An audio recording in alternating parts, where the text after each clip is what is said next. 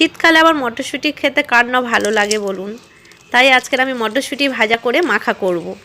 আর জেম তো মটরশুঁটি ছাড়াতে খুবই পছন্দ করে, তাই মটরশুঁটিগুলো ছাড়িয়ে দিচ্ছে, আমার কত কাজে হেল্প করছে দেখুন। আবার ধুয়েও দিচ্ছে, বলছে মা আমি মটরশুঁটিগুলো ধুয়ে দেবো। ও খুবই পছন্দ করে এইসব কাজের প্রতি, ও খুবই আগ্রহ মটরশুঁটি ধোয়া ছাড়ানো, কিন্তু ও একটুও খেতে পছন্দ করে না, খায় না। কড়াতে আমি তেল দিয়েছি, তেলটা গরম হয়ে গেলে পেঁয়াজ কুচি দিলাম, পেঁয়াজ কুচি দিয়ে কিছুক্ষণ নাড়াচাড়া করে আলু কুচিগুলো দিয়ে দিলাম, আলু কুচি দিয়ে মটরশুঁটিগুলো দিলাম, তারপর লবণ, হলুদ, একটু কাঁচা লঙ্কা কুচি দিয়ে ভালো করে নাড়াচাড়া করে নেব। বেশ কিছুক্ষণ নাড়াচাড়া করে ঢাকা দিয়ে রাখবো। ঢাকা দিয়ে গ্যাসটা একটু লোতে রেখে দেব, দিয়ে আবার ঢাকা খুলে নাড়াচাড়া করব, করে ভাজা ভাজা করে নেব। মটরশুঁটি আর আলুটা একটু ভাজা ভাজা মতো হয়ে গেলে সব শেষে দেবো গোলমরিচের গুঁড়ো। গোলমরিচের গুঁড়ো ছড়িয়ে দিয়ে আরও কিছুক্ষণ নাড়াচাড়া করে এবার আমি একটা বাটিতে ঢেলে নিলাম। এবার আমি কিছুটা মুড়ি নিলাম, এবার মটরশুঁটি ভাজাগুলো দিয়ে দিলাম।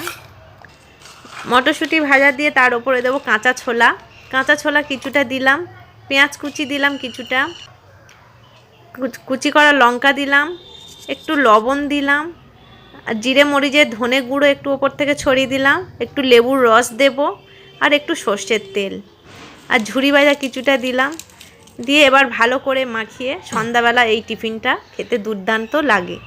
আজকের রেসিপিটা কেমন হলো বন্ধুরা কমেন্ট করে জানাবেন। আশা করি বন্ধুরা এই রেসিপিটা আপনাদের ভালো লেগেছে।